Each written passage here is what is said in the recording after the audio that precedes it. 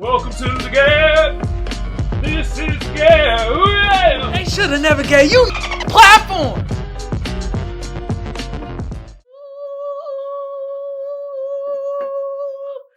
We back. Yeah. Ooh. We back. Yeah. Ow. I know y'all ain't heard that in a while though. Ow. Remember them singers back in the day? They was ready about to get to it. Ow. What's good with y'all out there? This is another episode of the G.A.B. I'm your lovely or hated host Kamal, aka the Black Seinfeld, aka Magic X. And look, y'all, since y'all the best audience out there, what should the best audience be doing right now? Well, what y'all waiting for? Let's get it. Yeah. And I appreciate all y'all, from the ugly to the beautiful and to the in-betweeners. And oh yeah, if they watching, at least they learning. Alright? Now, for my tubers, YouTube been around since 2005. I don't need to tell y'all what to do to get the video or the channel booming. But just like the rest of the tubers say, I'm going to say the same thing. Like a sub. Sub a share a comment, comment a like. Alright? Now for my potters, I'm on Google Podcasts, I'm on Apple Podcasts, I'm on Spotify, and I'm on iHeartRadio. Across all those platforms, all you got to do is type in the G.A.B. or Kamal Johnson Network. And bam, I'll pop right up. All right? Also, I'd like to thank my lovely sponsor, First Place Losers. The link to the shop going to be in the description below. Y'all go check out the fire-ass garments made out of 100% Egyptian cotton. I guarantee it boost your sex appeal up by, let's say, 21%. And look here, if it look good on me, it's going to look magnificent on y'all, all right? Now, with that being said, let's hop right into the topic. And today, hey, we got to talk about the Blaccent, man. Asian edition. Oh, yeah. Oh, man. There's this one chick, they saying she using Blaccent. They got the other, like, Awkwafina, that actor. They say she be doing Blaccent. Oh, I got some clips for y'all. You feel me? And, like, Awkwafina, she said some things, too, like, I would never appropriate. I would never do an accent, blah, blah, blah. I'm gonna read it to y'all.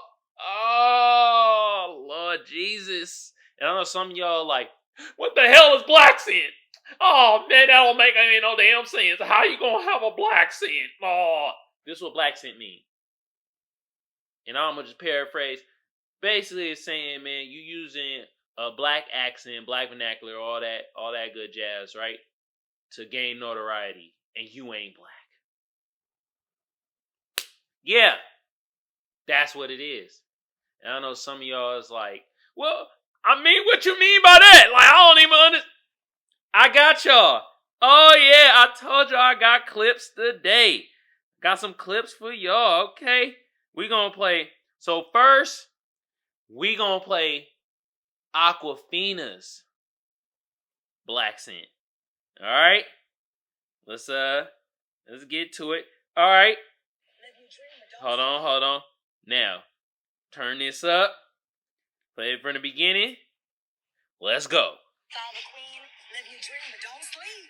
Don't sleep. Because she might disappear. Saw that? Sweet, right? She came back, though. She likes it. All right, let's hit it. And we're following the queen. It's our only choice. The turnover in pickpockets is huge. Where's she at? Where that bitch at? Where's she at? Wanna call a lifeline?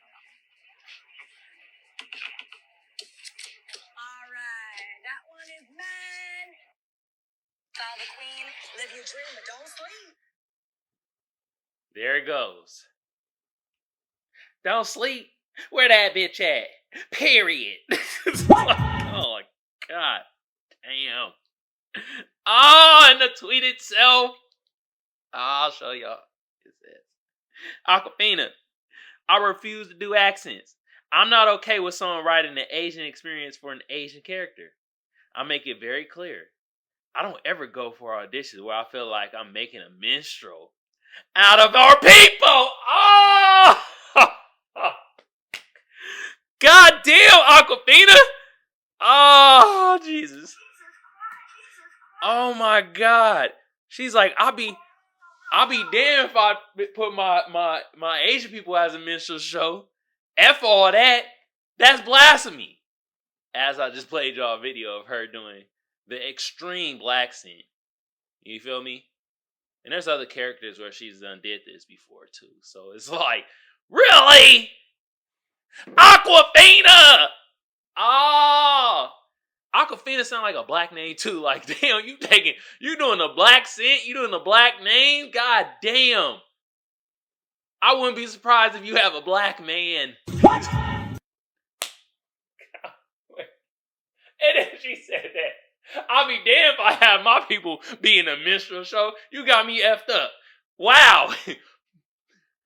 Alright. Mm-hmm. Now, I'm gonna play this other video. And it has this woman.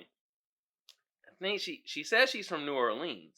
Okay? But some people is like, nah, you're bullshitting. You are bullshitting. So I'm gonna play 2 videos from her, okay? The first one, she's trying to pronounce words and shit like that. So, hold on. Not yet. Okay. Now, y'all ready? Alright. So I'm gonna pick some words from my previous video. And first word is axe. Days, Berber, Scrubbery, Screets, Shrimp, Squid. It's an easy one. Thank, ooh, and a bonus round. Oh my God. What? You gotta be kidding me. I know my brothers and sisters from New Orleans be talking with a certain dialect. You feel me? Shout out to Dimps, you feel me? You know what I mean? She from New Orleans, you feel me? But goddamn it, I can understand what she's saying. It be sounding like this. She be saying shrimp, but I understand it. She making, what the hell? Now I got another video, she's saying some food, and it's like, oh, people calling her out. And like, oh, hell to the no. Alright? So, y'all ready? Okay? Alright. Got some soul food. So we got the fried fish with yam, mac and cheese, cornbread. Got some soul food. Say it one more time. So we got the fried fish with yam, mac and cheese, cornbread. What? Got some soul. Cornbread. Why? Gotta sound like a slave. Uncle Ruckus love your accent right now. Cornbread. Let's hear that one more time. Hold on. I ain't even play a video. We just gonna hear her say cornbread one more time. Cornbread. Come on, bruh. I'm like a goddamn slave. We don't talk like that. My black brothers and sisters from the South don't talk like that. You know how I know? Because I got plenty from Atlanta, from goddamn Texas, New Orleans. You feel me? God damn, they ain't talking like that. What the hell you doing? And that's what we talking about. The Blaccent. They using this Blaccent shit to get notoriety. There's even a chick, also, what's her name? Olivia Rodrigo. And some of y'all look at the picture, y'all be like, hold on. That's a white woman. I mean, she's German and Filipino. And some would say Filipino is Asian.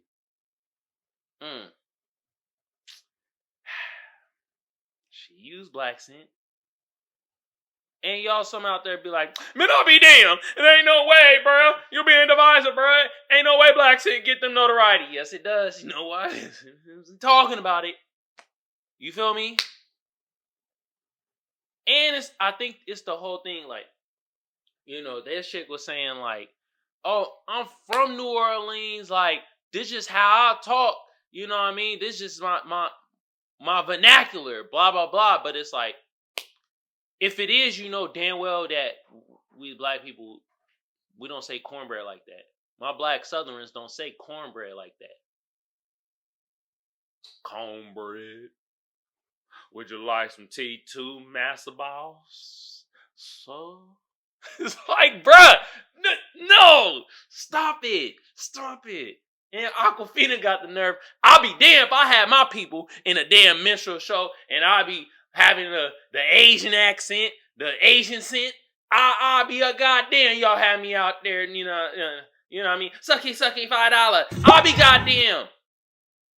Then the next clip you see her.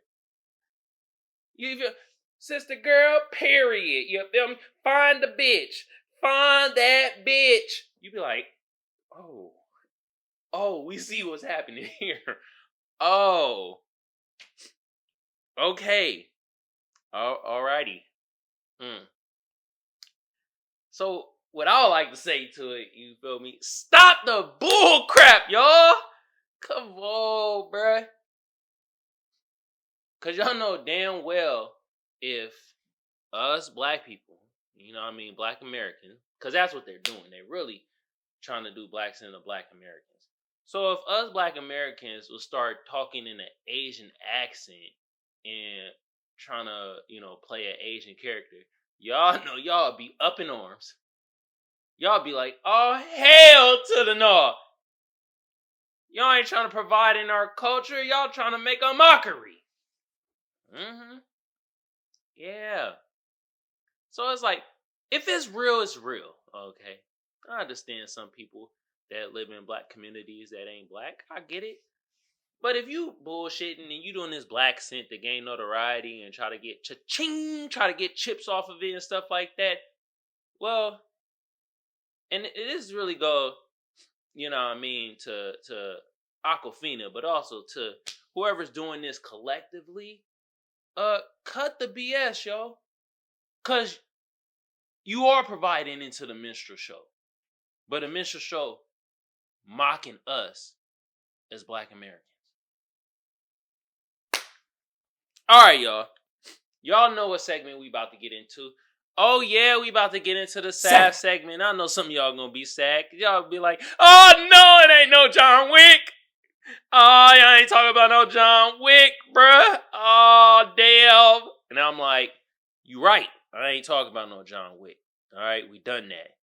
But we about to talk about another movie that had destruction and trauma and all types of thrills. You feel me? And this was produced by the Obamas. Look at them laughing. You know why? They got us. They got our money. Oh, I thought it was going to be a better movie. Looky, this movie wasn't bad, but it wasn't the greatest. Okay? And I'm talking about the movie Leave the World Behind. So, it was an okay movie. To me, it was kind of slow, but the acting was really good. But sometimes they were trying to be too dramatic. But I mean, like, it did have some gems in there, and I saw other people review it. Shout out to Tariq Nasheed. I saw him review it, and he saw things differently than I saw things. He saw some things. It was like Easter eggs, and it was talking about like, they had a ship come in called the White Lion, and from what he told, the White Lion was a slave ship. You feel me? And also, there's a point where they were driving into Comfort City. And learning from Tariq, he said that the Comfort City was the first spot that the slave colonizer came to in America. They called it Comfort City. That's crazy. You feel me? But I got a whole different take. Even my lady had a different take. My lady looked at it as like, damn, they showing men that they can't really control their sexual urges. Because it seemed like, you know what I mean? The odd to say it in the plot. You feel me? But my lady had that lens on it. I didn't even look at it that way. I was like, damn, we all saw this movie, saw it from different angles. You feel me? So, before I get into the plot, you know what I mean? I'm going to tell y'all the cast, and I'm going to give y'all the scores and stuff like that. And then we're going to hop right into this plot. Now, the cast, star-studded cast, you feel me? They had Julia Roberts. She played Amanda. You feel me? Ethan Hawke played Clay, which was Amanda's husband. You feel me? Then they had I'ma probably butcher this name. Mahershala. I think I said it right. Mahershala Ali. And bruh's a tremendous actor, you feel me? He played George. And then his daughter, which was played by Mahala Harold, which was, her name was Ruth. And then you also had Kevin Bacon. He was Danny. And you had like many more. And you feel me? They killed their role, did they thing. You feel me? The acting was impeccable. I appreciate the acting. Let me turn. Shut the hell up, Bone! Damn! But the acting was incredible. You feel me? The storyline was cool too. It was really slow though for the build up. And some people were mad at the ending.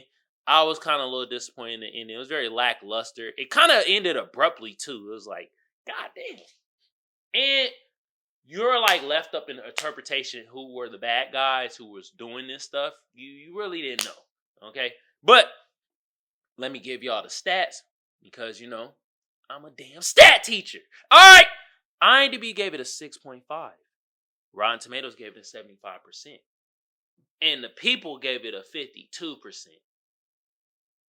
I mean, I kind of gave this movie like a 70. Okay?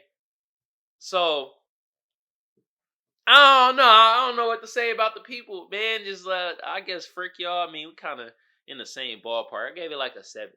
What I'm saying is, like, this wasn't the greatest movie, but it wasn't a bad movie either. Okay? It wasn't crap, all right? And essentially, the plot of the movie. Yeah, we hopping into the plot now. I just give you the quick plot, then I give you the super the rundown plot. All right, look it. Quick plot is this. Basically, this showing that look, if we have a cyber attack where they shut down all our electronics, internet, all that good jazz, and everything malfunction, we lose our satellites and stuff. You feel me? This can happen. You feel me? And at the end of the day, we wouldn't know who did it because we got a lot of enemies in America, and this might be one of the forms of warfare that other countries might do to us. That's essentially it. That's the plot.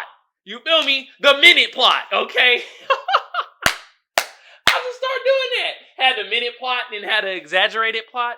So, the exaggerated plot, it shows basically this white family, which is, Amanda and Clay, and then they daughter and son. They go to this home. They're going on vacation.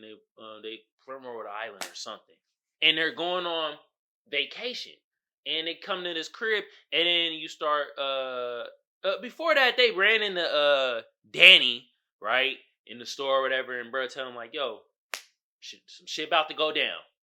And they're like, okay, bro, you look a little crazy. You know how they be. And then got to the crib, and then some, warnings start happening, and it start being like, there's some stuff about to go down.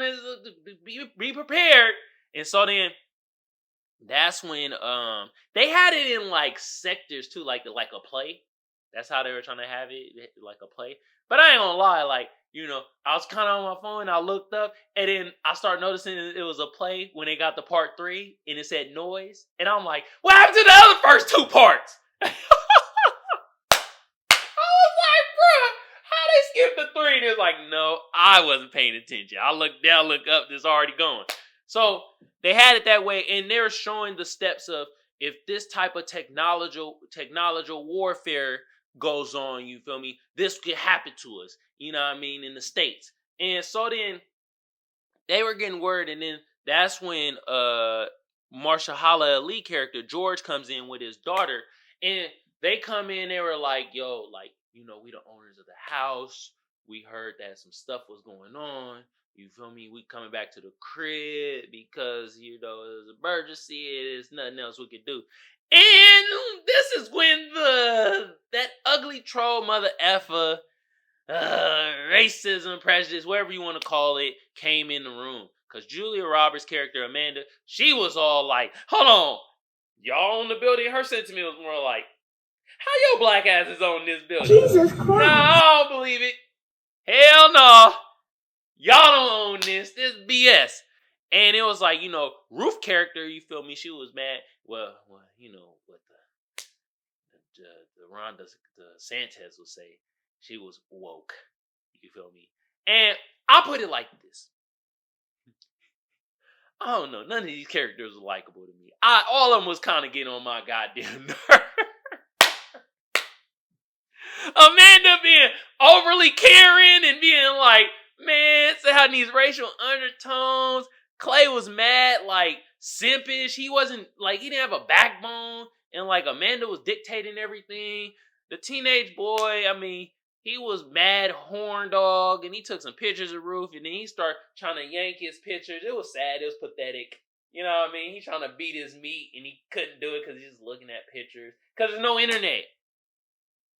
There's no internet. You can't, there's no imagery. There's nothing. Okay? And then, you know, George was getting on my nerves. Is like, as a black man, he was very, I would say submissive too. Like, the men in this movie were very submissive.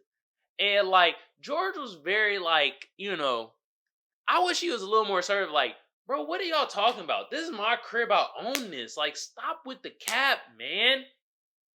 I'm gonna be nice, but y'all better show some respect. You feel me? And Ruth, you know what I mean? Ruth, she was a cool character and stuff like that. But at times, I was just like, man, would you just say it? Just say it to their face. You were trying to allude like, yo, y'all acting racist right now. Y'all acting real prejudiced. Amanda, okay? I just wish she would have just said it. She would just, oh my God. You feel me? But down the line, it's like, you know, they kind of start getting along, but it starts showing sexual tension between Clay and Ruth and George and Amanda and even the teenage boy and Ruth. He taking, you know, naughty photos and stuff. I'm like, all right. But also another thing that was happening was nature was trying to give them a warning, but it was odd that the only person that really saw the nature was the little girl and the Amanda and Clay family. And she was into this show. She was in, I don't know why she in Friends. She 11 years old. That show came out in 1990 something. Okay? I know it's subliminal. Everybody like Friends. Yeah. Digital Friends. Okay. Yeah. But I was just like, all right. But she was the only one noticing the nature. And then even bro right here made a cameo. Deer. The deer kept... Y'all got no idea what's about to happen to y'all asses. Kept Paul looking at him. We get a clue. But it was that, and then there was one scene where there's flamingos in the pool. You see a bunch of crows and birds flying all erratic and stuff. And it's supposed to be a sign if, like, if things is going out of whack or whatever, nature is supposed to give you, like, kind of a warning. And also, like, when the satellites went out, this noise started happening or whatever, and it probably messed up nature too. But, like, with the humans, with us, we couldn't hear shit. It was like they were covering their ears, like, oh, god damn! Oh, shit, is Lizzo playing the flute again? But yeah, it was that, and it was also trying to show that we should be prepared for anything. Like, shit could go down. And it showed, it really showed the two groups that prepared were the well-off black people and the white folks that they're well-off, but they look at it more of them as like, kind of like hicks. Because Danny's character was more of a kind of like, you know, they try to portray him kind of like redneckish, but he was prepared, you know what I mean? And also, another thing that was happening where I was just like, oh, I see what y'all doing. Electronics, like the Teslas. The self-driving Teslas, they went all the whack, and they all were driving into the city and crashing into each other. So all the roads and stuff was blocked off because of that, you know? So, another thing happened too where, you know, Clay, he went out there trying to find help, and he ran into this Spanish woman. And at first I was mad. I was like, what the f*** she's speaking Spanish? And, you know, I got subtitles like, oh, I see what they doing there. They having a disconnect of language. You feel me? I knew some of the stuff she was saying. She was saying somebody in the house, and there was some red stuff going on. And then, like, when Clay started driving ahead, he left her in the dust. And that was another thing. A lot of these characters were withholding stuff. They were lying and stuff at times. And I'm just like, god damn. But also, he started driving and he saw this satellite thing and he got scared and it was dropping these red things. And it dropped this flyer thing, and it the teenage boy knew it was like, oh, death to America, and it alluded to maybe somebody in goddamn Middle East country is the one doing this attack.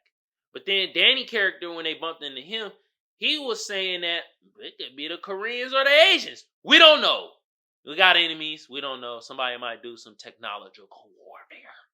Okay, but also they had the other scenes. They had when Clay and Ruth were together, and I told you the sexual thing. Ruth asked him, "Did you F any of your students?" And it's like, bruh, and then Clay flirting with her, and then also George and Amanda, they start bonding, getting close and stuff, start dancing. The score was tight though, I'll give it that though. Y'all did good with the score. The music in this stuff was pretty awesome. Y'all, you know what I mean? Y'all was doing your damn thing. But they start getting close, and then George was like, man, I got my wife, man. You got your husband and all this. And then the thing about George, his wife, and Ruth's mother, she was flying in, and then George saw like the planes, they were crashing and stuff. And it's like, you don't know where she at. And then also another scene that happened was Clay and Amanda, teenage son, get bit out in nature, get bit by something. I don't know what it was. But he started getting sick, and I think he contracted Lyme disease or something. And then his teeth start falling out like he was doing meth. Is that a sign? Is that another thing you were trying to tell us? The younger white folks, they getting hit with the meth bomb, and they teeth and stuff start falling out. I don't know. But yeah, they went. And then they went to Danny crib, and George was like, and that was the thing I had a problem with George character, black man. He talked about, yeah, Danny, my friend. They gonna be in my head. I'm like, no, everybody gonna be for themselves, man. We need to be prepared for that. All right, we can't be. And Ruth said a nice thing to, like, hey, we can't be trusting these white folks like that. And I was like, got a point. You feel me? And George with the Danny smile was like, yo, pretty sure he got medicine. He gonna help out the bruh or whatever. And when they first got there, Danny was like, I'll be damned. I'm for my own. Had the shotgun and all. George pulled out his piece. And then Clay was like, hold on. I don't want nobody to die. I just want my son to get medicine. And for a minute, Danny was hesitant, but they start bonding. He started telling him like, yo, man, it's my kid. I'll do anything for him. Blah, blah, blah. And then bro gave him the medicine. And then it kind of showed that it was like, that white code is strong. Because how? You knew George for longer. You pulled the gun out on George. But once Clay starts saying some stuff, Danny, you gonna be like, all right, brother, I got you. He's like, you feel me?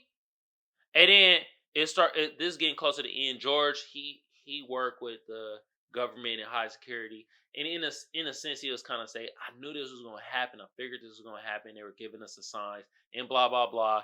And then closer to the end, basically, the little girl went out to the bunker that her and her brother saw earlier in the movie that they went to. She snuck into that bunker. That bunker had hella food. She was about that action. She told her family, like, look, I ain't going to be waiting. Y'all want to wait and shit? Okay, I ain't waiting. She went to that bunker, got that food. There's a bunch of DVDs and stuff like that. You feel me? She popped in the Friends DVD and it went off. End of the movie. Yes. You know who really left the world behind? That little girl. Maybe we need to start listening to our younger children a little bit more because she had the answer. But yeah, and at the end of the day, we didn't. You don't know who the antagonist. It could be anybody. Hell, it could be somebody from Iceland, Greenland. Hell, it could be the elf. I don't know. But yeah, that was the movie. Leave the World Behind. Saw it on Netflix. Like I said, it was an okay movie.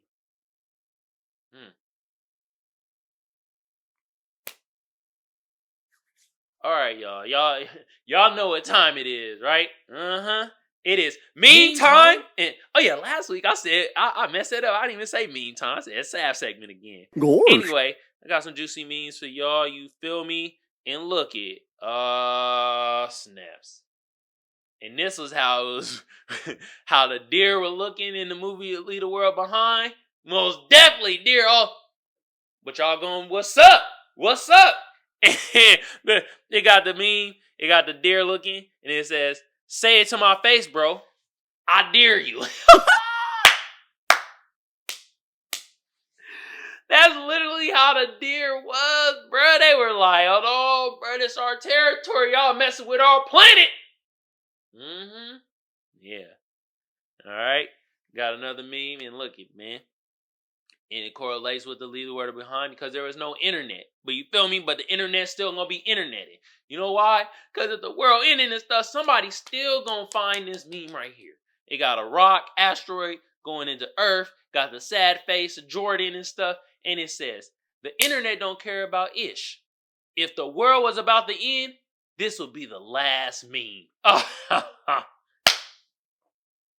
it would.